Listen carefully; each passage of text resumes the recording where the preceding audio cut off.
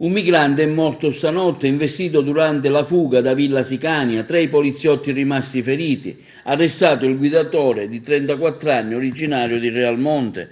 Il migrante in fuga dal centro d'accoglienza di Siculiana è stato investito da un'auto ed è morto sulla strada statale 115. Si tratta di un eritreo di 20 anni arrivato nell'ex hotel Villa Sicania lo scorso 1° agosto.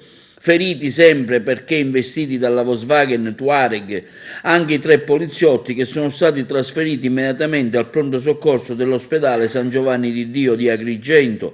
2 hanno riportato traumi e contusione varie, il terzo invece ha una brutta frattura e dovrà essere sottoposto a un delicato intervento chirurgico. Arrestato per le ipotesi di reato di omicidio stradale e fuga del conducente il 34enne di Realmonte che era alla guida della Volkswagen Touareg. Sul posto per l'intera notte hanno lavorato i carabinieri e la polizia, anche il questore di Agrigento Maria Rosa Eraci. È successo al culmine di una giornata di alta tensione al centro di accoglienza Villa Sicania, dove ieri decine di migranti sono saliti sul tetto anche in segno di protesta. Durante i momenti concitati, alcuni di loro sono riusciti a fuggire lungo la statale 115. All'origine della protesta sarebbero le disposizioni sanitarie che impongono la quarantena.